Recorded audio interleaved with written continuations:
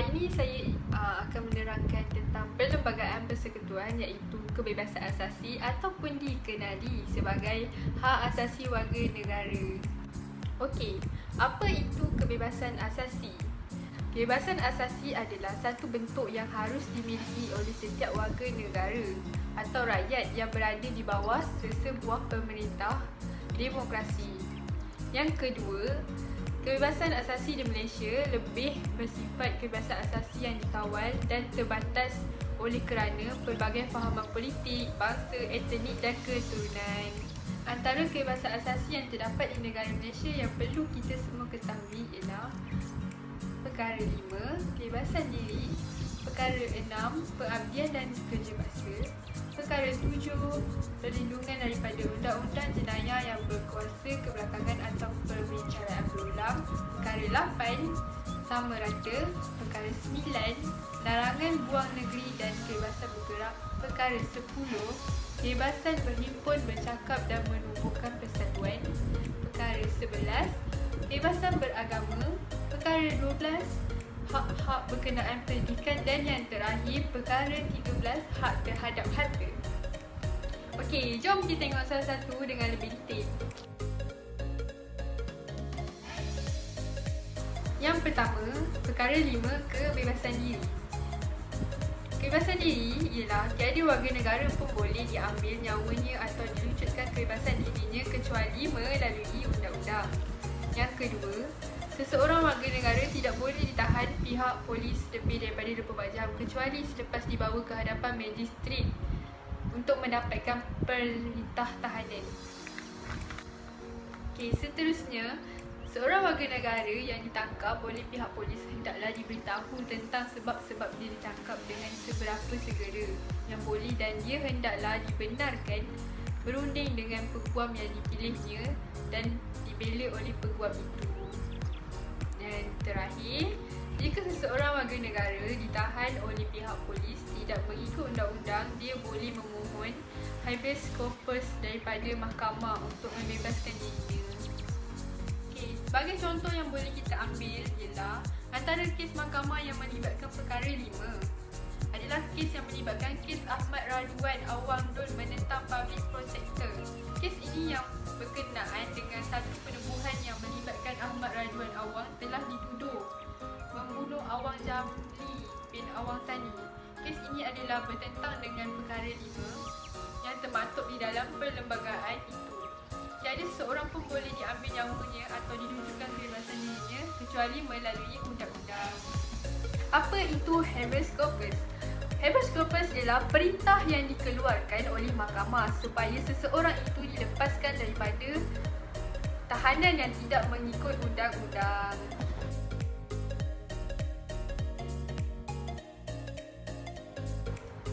Yang seterusnya ialah perkara 6, pengabdian dan kerja paksa. Tiada warga negara pun yang boleh ditahan sebagai abdi. Segala jenis kerja paksa dilarang, tetapi Parlimen boleh dengan kuasa undang-undangnya membuat peruntukan bagi tujuan perkhidmatan gerahan tenaga bagi maksud-maksud negara.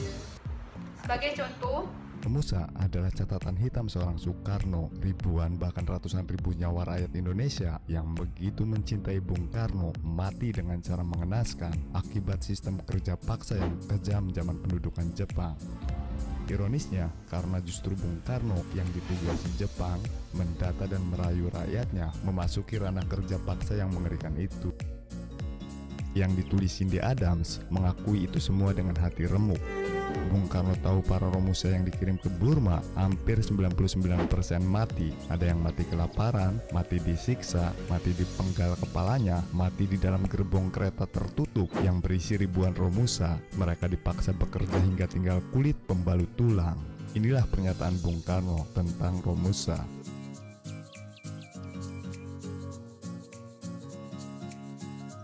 perkara 7, perlindungan daripada undang-undang jenayah yang berkuat kuasa kebelakangan atau perbicaraan berulang. Yang pertama, tiada warga negara pun boleh dihukum jika perbuatan itu tidak menjadi kesalahan di sisi undang-undang semasa perbuatan itu dilakukan. Yang kedua, seorang yang telah disabitkan atau dibebaskan sesuatu kesalahan tidak boleh dibicarakan semula atas sebab-sebab sebab kesalahan yang sama kecuali jika sabitan atau pembiasan itu dibatalkan dan perbicaraan semula diperintahkan oleh suatu mahkamah yang lebih tinggi daripada mahkamah yang membebaskannya.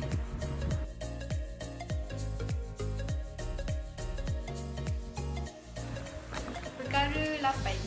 Sama rata. Semua warga negara adalah sama di sisi undang-undang dan berhak untuk mendapatkan perlindungan yang sama rata di sisi undang-undang. Semua warga negara tidak boleh didiskriminasikan maupun dibeza-bezakan dari segi agama, kaum, keturunan atau jantina dalam mana-mana undang-undang atau pelantikan kepada apa-apa jawatan ataupun pekerjaan.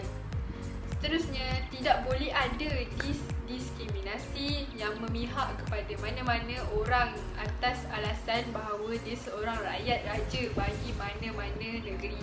Pada 24 Ogos 2020, sesi Dewan Rakyat sesi petang sedikit tegang ketika ahli-ahli Parlimen pembangkang masih membangkitkan isu penyelenggaraan perintah kuarantin wajib oleh Menteri Perusahaan, Perdagangan dan Komoditi Dr. Muhammad Khairuddin Ahmad Razali.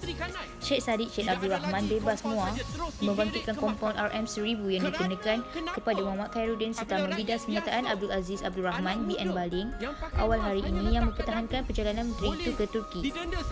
Hal ini amat sekali bercanggah dengan perkara 8 hak sama rata di antara rakyat dan menteri. Perintah kuarantin kena bayar denda RM12,000 sampai di penjara 5 bulan. Kenapa berlainan? Kenapa tidak ada denda RM1,000?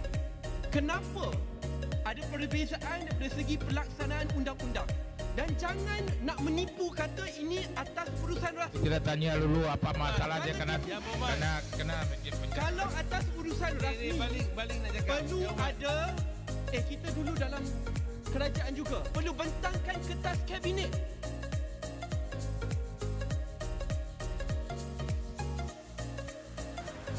Okey. Perkara 9, larangan buang negeri dan kebebasan bergerak. Tiada warga negara pun boleh dibuang negeri atau ditahan daripada memasuki persekutuan. Setiap warga negara berhak untuk bergerak dengan bebasnya di seluruh persekutuan dan bermaksudati di mana-mana bahagiannya. Sebagai contoh, tindakan menghalang seperti itu sama sekali bercanggah dengan undang-undang tertinggi negara iaitu Perlembagaan Persekutuan dalam Fasal 9 Larangan Buang Negeri dan Kebebasan Bergerak. Undang-undang itu menyebutkan tiada seorang pun warga negara boleh dibuang negeri dari atau ditahan masuk ke persekutuan.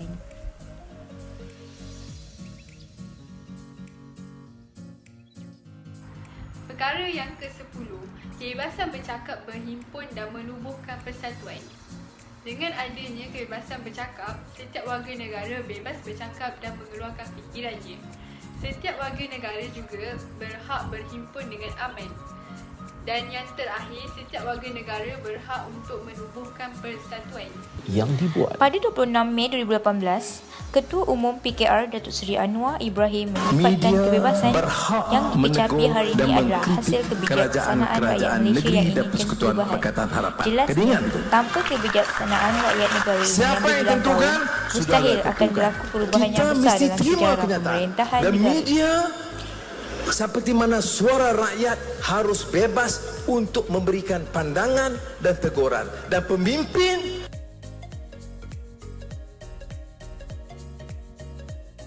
Perkara 11, kebebasan agama. Setiap warga negara berhak untuk menganut dan mengamalkan agamanya. Setiap kumpulan agama juga berhak untuk menguruskan hal ehwal agamanya sendiri, menubuhkan dan menyelenggarakan institusi-institusi bagi maksud agama. Dan setiap kumpulan agama berhak untuk memperoleh dan mempunyai harta dan memegang serta mentadbirnya mengikut undang-undang. Sebagai contoh, ini adalah agama Buddha. Pula adalah agama Kristian. Ini pula adalah agama Hindu. Ini pula adalah agama Islam.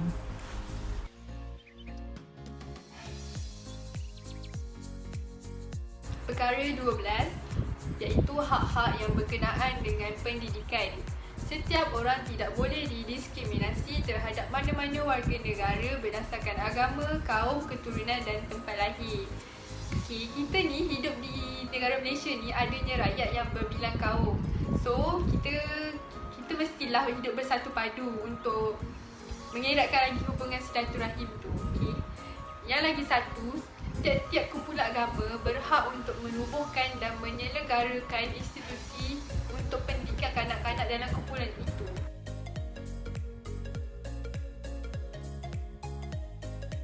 Untuk perkara yang terakhir iaitu perkara yang ke-13, hak terhadap harta.